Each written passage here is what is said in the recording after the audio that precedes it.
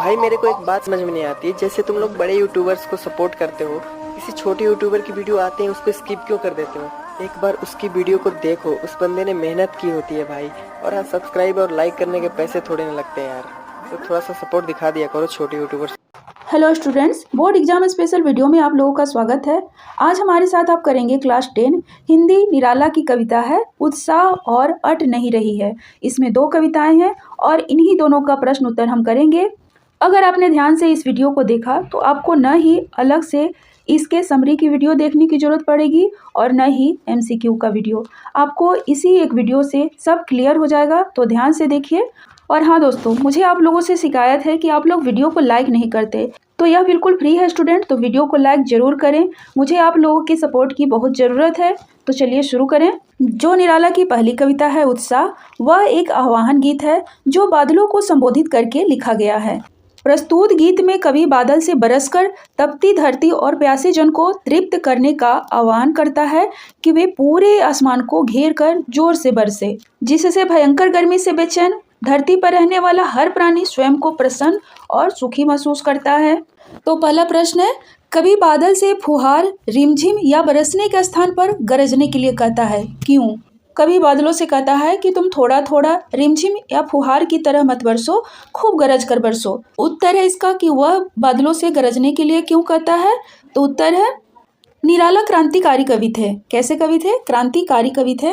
वे समाज में बदलाव लाना चाहते थे, इसलिए जनता में चेतना जागृत करने के लिए, जोश जगाने के लिए कवि बादल से फुहार, रिमझिम या बरसने के लिए न कहकर गरजने के लिए कहता है।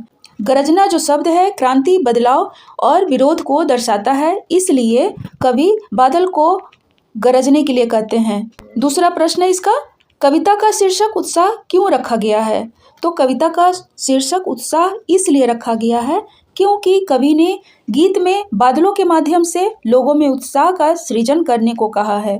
वह लोगों को क्रांति लाने के लिए उत्साहित करना चाहते हैं, इसलिए कविता का शीर्षक उत्साह रखा गया है। क्योंकि क्रांति लाने के लिए उत्साह बहुत जरूरी है, इसलिए कविता का शीर्षक उत्साह रखा है।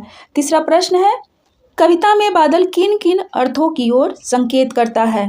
कविता में कवि बादलों को कई तरह से संबोधित किया है, तो इसका उत्तर है, कविता में बादल निम्नलिखित अर्थों की ओर संकेत करता है। पहला अर्थ है, पानी बरसकर सबकी प्यास बुझाता है और सुखी बनाता है। दूसरा, गर्जन कर क्रांतिकारी चेतना जागृत करता है। और तीसरा है, नव निर्माण कर नव जीवन प्रदान करता है। चौथा प्रश्न है, शब्दों का ऐसा प्रयोग जिससे कवि के किसी खास भाव या दृश्य में ध्वन्यात्मक प्रभाव पैदा हो, नाद सौंदर्य कहलाता है। यानी जिसमें गीत जैसा प्रभाव पैदा हो, नाद सौंदर्य कहलाता है। उत्साह कविता में ऐसे कौन कौन से शब्द हैं जिनमें नाद सौंदर्य मौजूद है? छांट कर लिखना है। तो इसका उत्तर है, कविता की इन पंक्तियों में नाद सौंदर्य मौजूद है। किन पंक्तियों में? घेर घेर घोर गगन धाराधरो। दूसरा है, ललित ललित काले घुंघराले बाल कल्पना कैसे पाले। तीसरा है, विद्युत छवि उर्मे। और चौथा है, विकल विकल उन्मन थे उन्मन। तो इन वाक्यों में, पंक्तियों में नाद सौंदर्य मौजूद है। अब हम आगे बढ़ते हैं और दूसरी आती है, अट नहीं रही है कविता। अब इस कविता के बारे में थोड़ा सा ब्रीफली जान लेते हैं। यह एक छायावादी कविता है जो फागुन की मादकता को प्रकट करती है। कवि इस कविता में फागुन की सुंदरता को अनेक संदर्भों में देखते हैं। फागुन की सुंदरता को देखकर कवि का मन बहुत प्रसन्न है, इसलिए उन्हें चारों तरफ सौंदर्य और उल्लास ही नजर आता है। यह तो सही है ना बच्चों कि जब हम खुश होते हैं तो अपने चारों तरफ बाहर भी खुशी महसूस होती है, और जब दुखी महसूस करते हैं तो बाहर का नज़ारा भी हमें दुखी महसूस कराता है। तो इस कविता में कवि ने फागुन का मानवीकरण किया है। कवि कहते हैं कि फागुन माह की सुगंध हर घर के कोने में पहुंचकर सभी को मदमस्त कर रही है। कवि इतना खुश होता है कि कहता है कि फागुन की सुंदरता इतनी अधिक है कि उससे आंख हटाने की कोशिश करने पर भी आंखों में वही समाया रहता है। बसंत ऋतु में जो पेड़ पौधे होते हैं, उनके जो डालियां होती हैं पत्तों से भर जाती हैं, उनमें कहीं लाल कहीं हरी कोपलें फूटती रहती हैं। विविध रंगों के फूल खिलकर ऐसा प्रतीत होता है मानो प्रकृति के गले में सजीले हार शोभा दे रहे हों। आनंद और खुशहाली का प्रतीक है फागुन महीना। तो इसका पहला प्रश्न है, छायावाद की एक खास विशेषता है अंतर्मन के भावों का बाहर की दुनिया से सामंजस्य बिठाना। कविता की किन पंक्तियों को पढ़कर यह धारणा पुष्ट होती है? लिखिए। तो इसका उत्तर है, कविता के निम्नलिखित पंक्तियों को पढ़कर यह धारणा पुष्ट होती है कि प्रस्तुत कविता में अंतर्मन के भावों का बाहर की दुनिया से सामंजस्य बिठाया गया है। यानी कि इसी को कहते हैं मानवीकरण। आभा फागुन की तन सट नहीं रही है, उड़ने को नभ में तुम पर कर देते हो, आँख हटाता हूँ तो हट नहीं रही है। यानी कि फागुन के सौंदर्य का आकर्षण इतना अधिक है कि उससे आंखें हट ही नहीं रही है। उसकी इतनी प्राकृतिक सुंदरता है कि वह आंखों को बांध देती है, वह उससे विमुख नहीं होना चाहता है।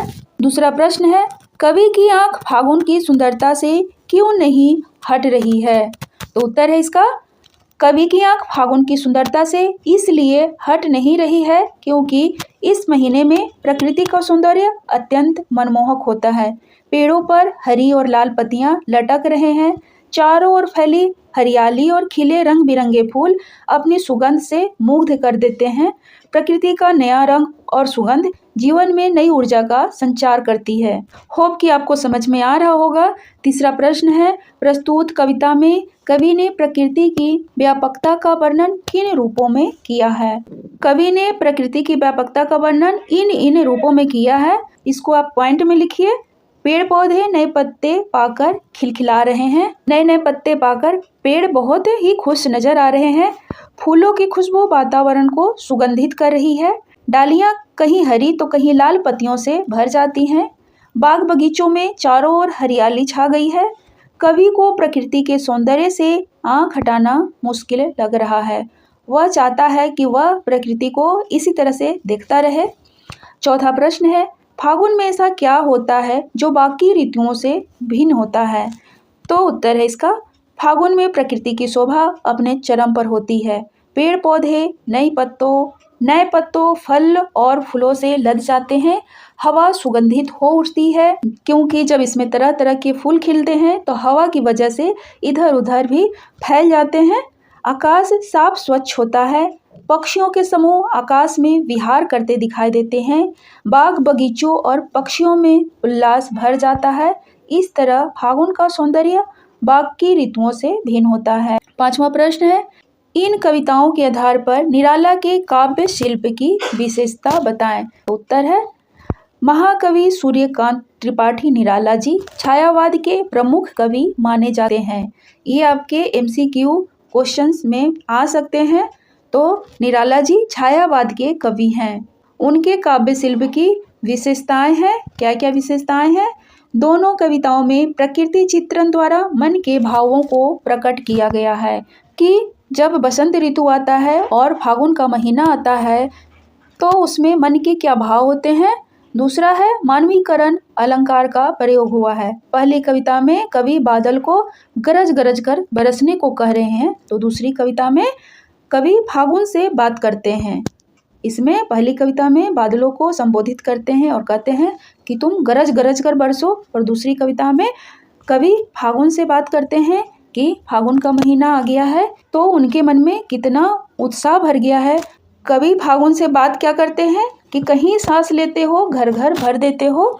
फिर है कविताओं में तत्सम शब्दों का प्रयोग उचित मात्रा में हुआ है। अब तत्सम शब्द क्या होता है कि जो संस्कृत से हिंदी में शब्द आए हैं उन शब्दों को कहते हैं तत्सम। जैसे कविता में आया है शोभाश्री, शोभाश्री, मंदगंध, फिर आया है पुष्पमाल, और भी है विकल, सकल, तप्तधरा, ये सब है तत्सम शब्द। तो कविताओं में तत्सम शब्दों का प्रयोग बहुत ज़्यादा हुआ है। फिर है गीत शैली का प्रयोग हुआ है, गीत शैली का प्रयोग हुआ है। लयबद्धता साफ दिखती है।